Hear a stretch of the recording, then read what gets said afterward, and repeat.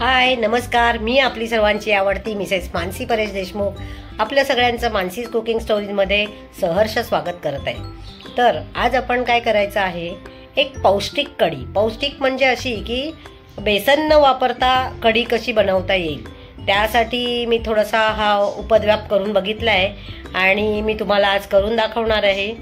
तर पौष्टिक म्हटल्याप्रमाणे त्यात डाळीचं आपण पीठ वापरत नाही आहे, पण आपण पकोडे करतोय। तर अगेन असं होऊ शकतं की जर तुम्ही एखादा पदार्थ तळताय तर हे पौष्टिक कसं, तर मी याला एक उपाय असा सांगेन की तुम्ही नका पकोडे तळू। तुम्ही काय करा की जे मी तुम्हाला मिश्रण दाखवणार आहे ते थोड्या प्रमाणात करून ते तुम्ही कढीला लावा। आणि दुसरी गोष्ट अशी की तुम्हाला जर ते पकोडे शॅलो फ्राय करता आले किंवा आता एअर फ्रायर मिळतं त्यात करता आले तर तुम्ही करू शकता। बघा, जो तो आपला ज्याचा त्याचा प्रश्न आहे, हा आपण कशा प्रकारे करू शकतो, खाऊ शकतो आणि पौष्टिक कसं बनवू शकतो।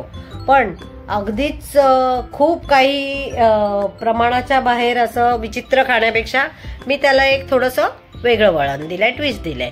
तर तुम्ही नक्की करून बघा, कसं वाटलं सांगायला विसरू नका।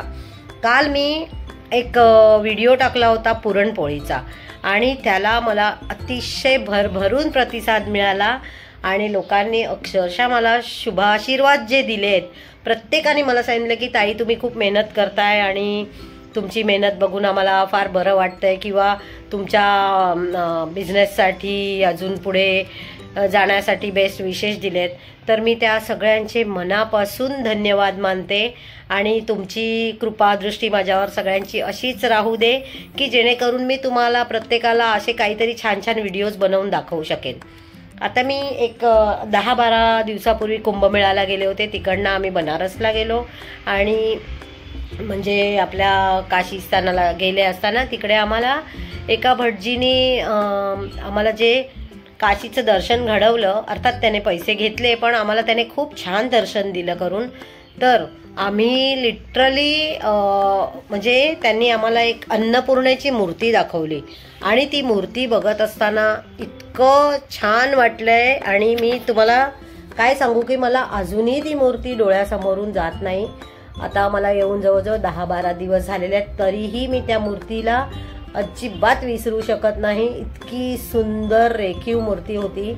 मी तिच्याजवळ हात जोडून फक्त एकच मागणं मागितलं की तू जे मला वरदान दिलंयस हे असंच शेवटपर्यंत राहू दे, बस बाकी मला काहीही नकोय। माझ्या हातून असं काहीही चुकीचं घडू नको जेवणाच्या बाबतीत तरी, की मी लोकांना काही विचित्र खायला घालेन किंवा काय। देवाच्या कृपेने आजपर्यंत मला अशी कुठूनही म्हणजे असं कुठूनच असे वाईट रिव्ह्यू आलेले नाही आहेत आतापर्यंतच्या माझ्या कारकिर्दीत। मी जेवण वगैरे जिथे पुरवलंय पोचवलंय त्यांनी कोणीच मला असं की हा पदार्थ आम्हाला नाही आवडलाय असं नाही म्हटलेलं आहे। त्यामुळे मी सगळ्यांची शतशः धन्यवाद मानेन। मी त्या अन्नपूर्णा देवीला नमन करते की जिचा हात, जिचा वरदहस्त माझ्या डोक्यावर आहे आणि तो असाच कायम राहू दे। तर आता आपण बघूया पौष्टिक अशी कढी। चला तर मग आपल्या किचनमध्ये। इथे मी एक 2-3 तास मुगाची डाळ आणि त्याबरोबर थोडी 1-2 चमचे उडदाची डाळ, म्हणजे 1 वाटी मुगाची डाळीला मी 2 चमचे उडदाची डाळ घातली होती, अशी 3-4 तास भिजवून घेतलं आणि आता मी त्याची बारीक पेस्ट तयार करून घेणार आहे।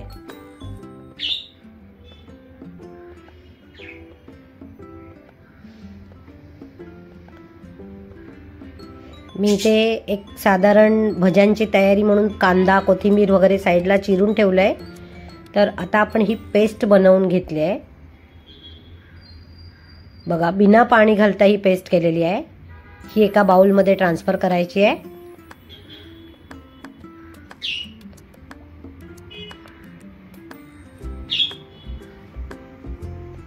या भांड्याला थोडीफार लागलेली असेल तर ती तशीच ठेवून द्यायची, कारण आपल्याला ह्या भांड्याचं पुन्हा यूज करायचं आहे।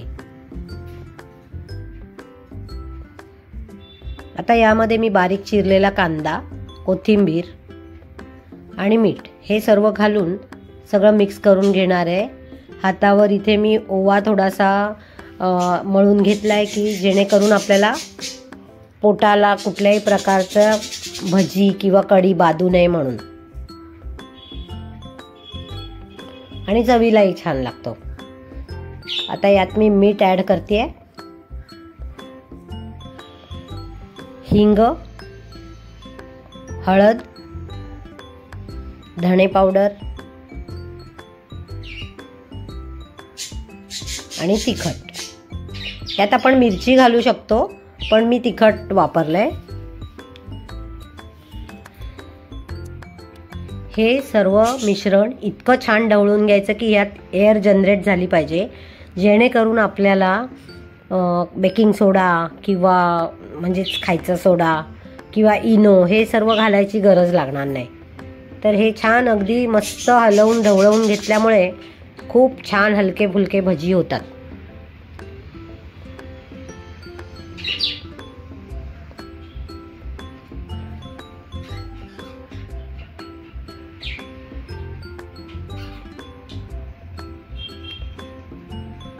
आमचे लव बर्ड्स आज खूपच मस्ती करतायत, म्हणून त्यांचा आवाज तुम्हाला ऐकायला येत असेल. आता ते त्यांना मी सांगू शकत नाही आवाज बंद करा. सेम टाइम मी इथे तेल पण तापत ठेवलं एक बाजूला. आणि आता ह्या मिक्सरच्या भांड्यात मी 2 चमचे हे मिश्रण काढून घेणार आहे. यामध्ये दही मिक्स करून घ्यायचं आहे.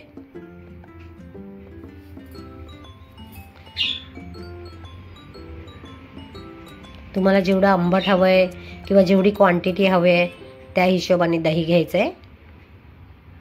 आणि हे पुन्हा हे सुद्धा मिश्रण सगळं मिक्सरमधनं काढून घ्यायचं आहे. छान एकसारखं झालेलं आहे हे मिश्रण. तर याची आपण कढी तयार करणार आहोत. आधी आपण इथे भजी करून घेऊया. तेल चांगलं तापलेलं आहे. आणि हे भजी नुसते खायला पण खूप टेस्टी लागतात. कधी करून बघा आणि सोबत चहा, खरंच छान लागतात. पण एक आहे की हे भजी गरमच खायला चांगले लागतात, थंड झाल्यावर मजा येत नाही.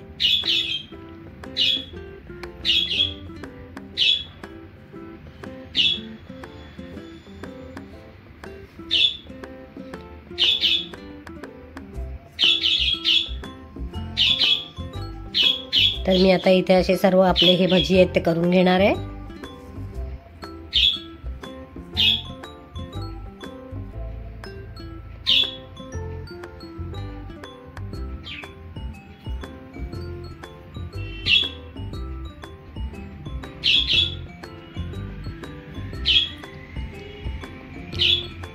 मी इथे बाजूला टिश्यू ठेवून एक प्लेट तयार केलेली आहे. यामध्ये हे सगळे काढून घ्यायचे. कधीही डायरेक्ट काढायचे नाही. मी नेहमी माझं जर तुम्ही आधीचे पण व्हिडिओ पाहिले असतील तर मी या प्रोसिजरने करते. म्हणजे पूर्ण तेल निथळून गेल्यानंतरच मी काढते. एक हातात माझ्या झारा असतो आणि एक हाताने मी दुसरं काहीतरी टाकत असते. ऑफकोर्स आता हे माझ्या सवयीचा भाग झालेला आहे.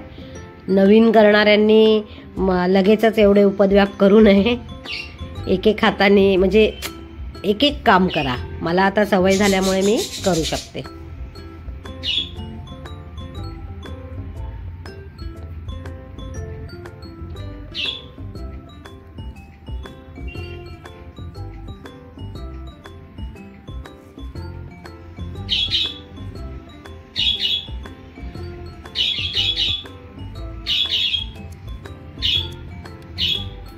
काय झालं, का भांडताय? आमच्या पक्ष्यांनी आज अगदीच गोंधळ घातलाय. तर मी इथे आता आपल्या तळणातलंच थोडंसं तेल वापरलं, एक पळीभर. यात मी घालून घेते मोहरी,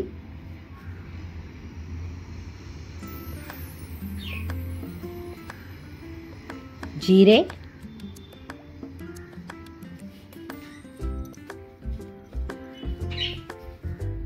हिंग जे माझं आवडतं आहे,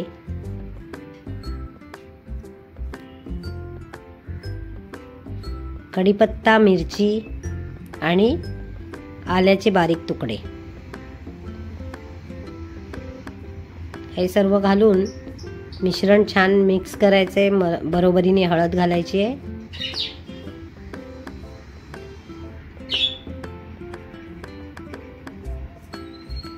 थोडी ही प्रोसिजर फास्ट करायची, नाहीतर आपलं सगळं हळद काळी पडू शकते. आता यात मी पाणी घातलंय.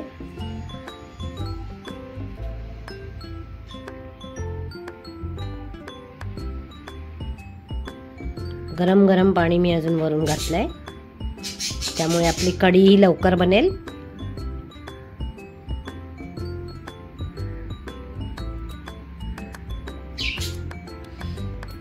आपल्याला किती पातळ कढी हवे तसं आपण पाणी घालायचं.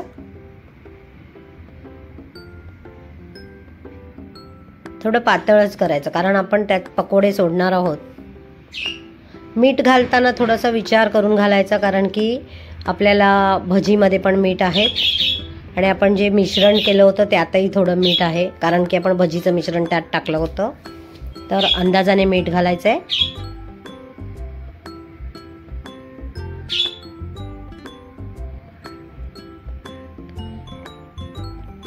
कोथिंबीर,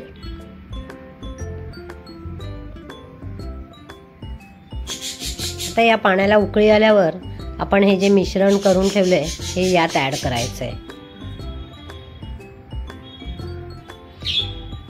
एक हाताने आपल्याला हे ढवळून घ्यायचंय आणि इथे एक हाताने आपण पोर करतोय. डायरेक्ट उचलण्यापेक्षा अशी प्रोसिजर केल्याने आपली कढी घट्ट उगाचच होत नाही, गुठळ्या होत नाहीत. हे पहा किती छान कढी तयार झाली आहे. मी म्हटल्याप्रमाणे बेसन कुठेही आपण वापरलेलं नाही आहे आणि मुगाची डाळ ही नेहमीच पचायला हलकी असते.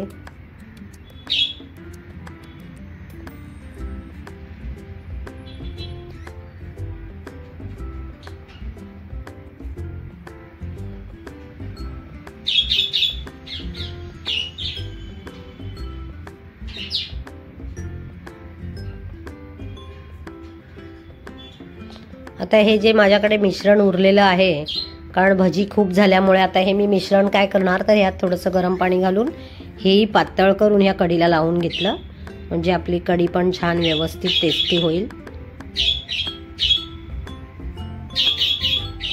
आणि मेन म्हणजे वेस्टेजही होणार नाही काहीच.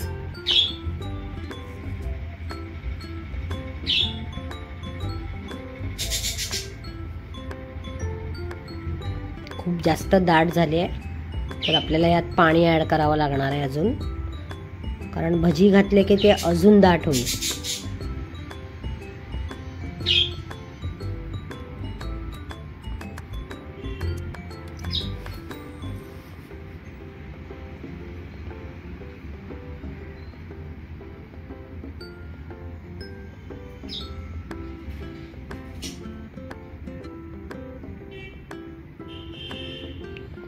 तुम्ही जर गोड कढी तुम्हाला आवडत असेल तर यामध्ये साखर तुमच्या चवीनुसार घालू शकता.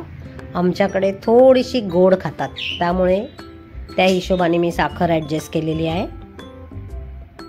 हे भजी मी यात सोडते आहे.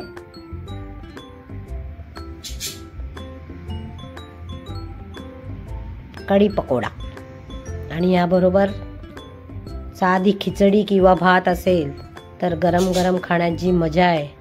वा वा वा, इतकं छान लागतं ना हे कॉम्बिनेशन.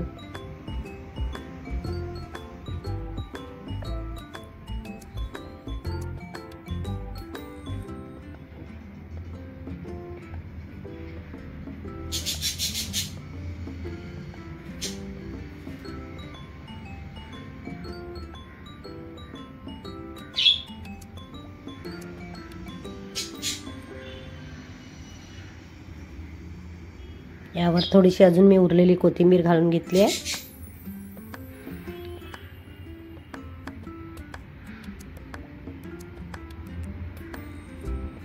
तुम्हाला अगदीच नरम झालेले पकोडे हवे असतील तर मग यावर झाकण घालून एक 5 मिनिटं शिजवून घ्यायचं बारीक गॅसवर. नाही तर या स्टेजला तुम्ही बंद करू शकता. डाळीच्या पिठाचे भजी जरा मऊ होतात, पण हे तसे होत नाहीत, त्यामुळे चालू शकतं. तर आपली कढी तयार झालेली आहे. कशी वाटली सांगायला विसरू नका. लाईक, शेअर, सबस्क्राईब तर बनताय बॉस. तुम्ही तर माझ्यावर भरभरून प्रेम करताच, पण मला असं वाटतंय अजूनही मी तुम्हाला काय दाखवावं हे मला नक्की कळवा. धन्यवाद. ही आमची पिल्लं आहेत आणि ही खारुताई त्यांना त्रास देते म्हणून ते वैतागतायत. एवढे त्रास नाही, खरं तर हे बिचारे माझी पिल्लं तिला इतकं छान, म्हणजे ह्यांना जो आम्ही मका घालतो तो ते साईडला सरकवून तिला खायला घालतात. तुम्ही बघू शकाल, हे ना कोपऱ्याला ताट घेऊन जातात आणि ती जाळीच्या बाहेर ना हे काढून खात असते खारुताई. आता मी आले म्हणून ती पळून गेली आहे, पण ती थोड्या वेळात परत येईल आणि म्हणून ह्यांचा एवढा गोंगाट चालू होता. हे माझे आहेत निळू पिल्लू.